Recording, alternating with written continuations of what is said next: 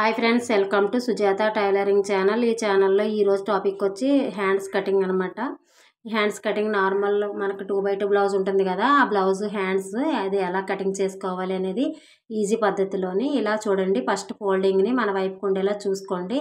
2 hands కూడా ఒకేసారి ఇలా ఫోల్డింగ్ చేసుకుని ఆపోజిట్లో ఉండేలా చూసుకోవాలి. ఇలా వీడియోలో చూపించే విధంగా చూసుకోండి. ఇక్కడ స్ట్రైట్గా ఒక లైన్ డ్రా చేసుకొని కరెక్ట్గా సమానంగా ఉండేలా కటింగ్ చేసి పెట్టుకోండి. తర్వాత హ్యాండ్ పొడవు ఎంతైతే ఉందో ఆ భాగాన్ని చూసుకోండి.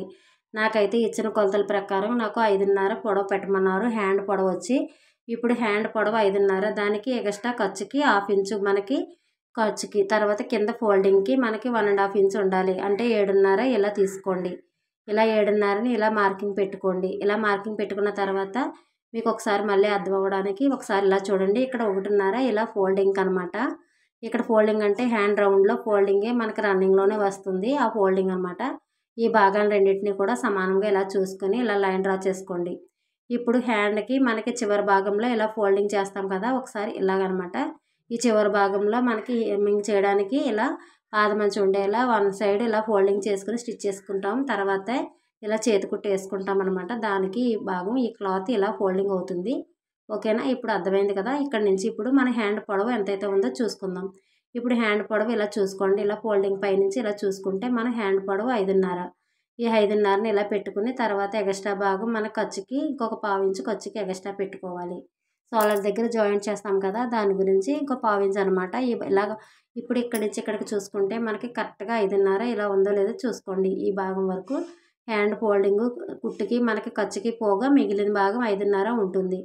ఇప్పుడు హ్యాండ్ రౌండ్ చూసుకుందాం. హ్యాండ్ రౌండ్ మన ఆది బ్లౌజు ఇక్కడ మన స్టిచ్చింగ్ చేసిన భాగం దగ్గర నుండి ఇలా చూసుకొని ఇక్కడ నుండి ఇలా రౌండ్ ఫోల్డింగ్ మీదే మనం ఇలా చూసుకోవాలి.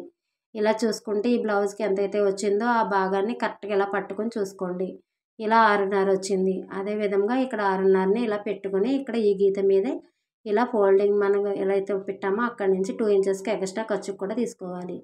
ఇప్పుడు హ్యాండ్ డౌన్కి అనమాట. హ్యాండ్ డౌన్ 3 ఇంచెస్ తీసుకోవాలి. ఇది చిన్న సైజు బ్లౌజ్ కదా, ఇక్కడి నుంచి ఇక్కడికి ఎంతైతే ఉందో అదే భాగం అక్కడ కూడా ఉండేలా మార్కింగ్ పెట్టుకొని అప్పుడు 3 ఇంచెస్ ఇలా కిందకి ఎలా అయితే తీసుకున్నామో అదే విధంగా కరెక్ట్గా 3 ఇంచెస్ డౌన్ చేసుకొని ఇక్కడ మార్కింగ్ పెట్టుకోవాలి. ఇలా కరెక్ట్గా ఇలా పెట్టుకోవాలి. ఇలా పెట్టుకున్న తర్వాత ఈ మార్కింగ్ని ఈ 3 ఇంచెస్ మార్కింగ్ చిన్న సైజు బ్లౌజులకి 3 ఇంచెస్ వస్తుంది. పెద్ద సైజు బ్లౌజ్కి అయితే 3.5 వస్తుంది. అంటే 3.5 ఇలా పెద్ద సైజు బ్లౌజులకి డౌన్ వస్తుంది అనమాట.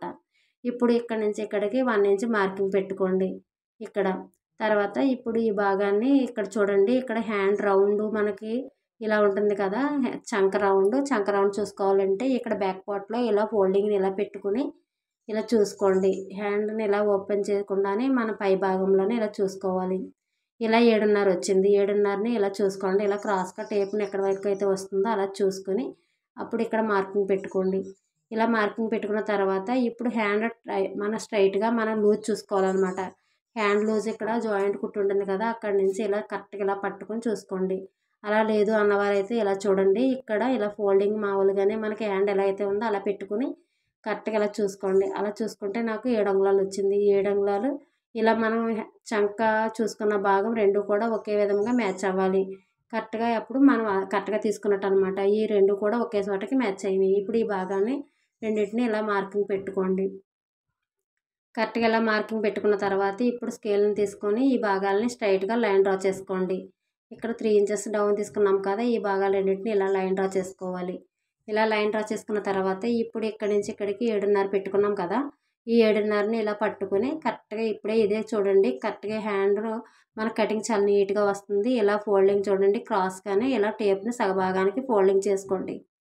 ఇలా సగభాగానికి ఫోల్డింగ్ చేసుకుని ఒక మార్కింగ్ పెట్టుకోండి. తర్వాత మళ్ళీ ఇలా ఫోల్డింగ్ చేసుకుని ఈ చివరిలో ఇక్కడ మార్కింగ్ పెట్టండి. చూడండి ఒకసారి నేను ఎలా చూపిస్తున్నానో అదే విధంగా ఇలా ఫోల్డింగ్ చేసుకుని ఈ చివరి భాగంలో ఇలా మార్కింగ్ పెట్టుకోండి. ఇలా మార్కింగ్ పెట్టిన తర్వాత ఈ మార్కింగ్ దగ్గర నుంచి చివరి భాగం దగ్గర మనకు జాయింట్ కుట్టుంది కదా, అక్కడలో ఫస్ట్ మార్కింగ్ అనమాట.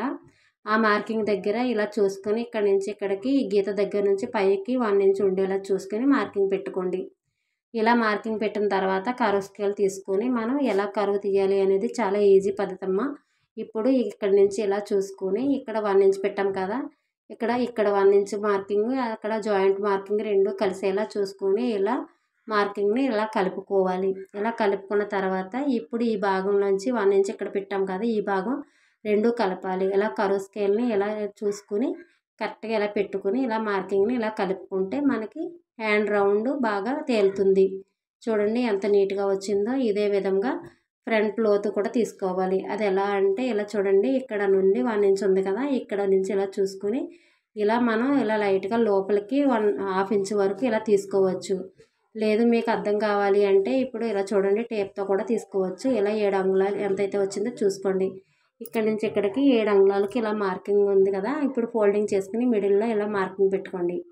ఇక్కడ లోపల భాగానికి మనకి అరంగుళానికి లోపలికి తీసుకోవాలి. అరంగుళానికి లోపల తీసుకుని అక్కడి నుంచి ఇలా లోతుగా ఇలా మనకి ఇలా క్రాస్గా ఇక్కడ అరంగుళం కలిసేలా చూసుకుని ఇక్కడ గీతలో కలిసేలా చూసుకుని మార్కింగ్ పెట్టుకోవాలి. ఇలా మార్కింగ్ పెట్టుకోవాలి. ఇలా చూసుకుంటూ ఇలా గీత గీసుకుంటే సరిపోతుంది. ఇప్పుడు ఇక్కడ మనకి హ్యాండ్ రౌండ్ హ్యాండ్ ఖర్చుని రెండింటినీ కలుపుకోండి. ఇలా కలుపుకున్న తర్వాత హ్యాండ్ కటింగ్ ఇప్పుడు చేసుకుందాం. ఇప్పుడు ఇక్కడ కటింగ్ ఎలా చేయాలంటే ఇలా కటింగ్ చేసుకోవాలి. ఇలా కటింగ్ చేసుకుని చివరి భాగంలో మనకి ఇక్కడ మార్కింగ్ పెట్టుకున్న దగ్గర జాయింట్ కుట్టు అనమాట, అక్కడ చిన్న కటింగ్ ఇచ్చుకోవాలి. ఇక్కడ కూడా అలాగే ఫోల్డింగ్ దగ్గర కూడా కటింగ్ ఇచ్చుకోవాలి. ఇక్కడ హ్యాండ్కి సోలర్ దగ్గర జాయింట్ చేయడానికి అనమాట, ఇక్కడ గుర్తుకి మనకు ఇక్కడ కూడా జాయింట్ దగ్గర ఇలా కటింగ్ ఇచ్చుకోవాలి. ఇప్పుడు ఇలా ఫ్రంట్లో మనకి హ్యాండ్కి కరువు తీసేటప్పుడు ఇలా ఓపెన్ చేసుకుని ఇలా పెట్టుకుని 2 భాగాలు మాత్రమే ఇలా కటింగ్ చేసుకోవాలి. ఇలా కటింగ్ చేసుకున్న తర్వాత ఈ భాగం మనకి ఎదరకి ఉంటుంది అని అన్న వాళ్ళకి ఇక్కడ చిన్న కటింగ్ ఇచ్చుకోండి. ఓకే ఫ్రెండ్స్, మీకు నచ్చితే లైక్ చేయండి, షేర్ చేయండి. కొత్త వారైతే సబ్స్క్రైబ్ చేసుకోండి. ప్రతి వీడియో కూడా మీకు నోటిఫికేషన్గా వస్తుంది. Thank you for watching.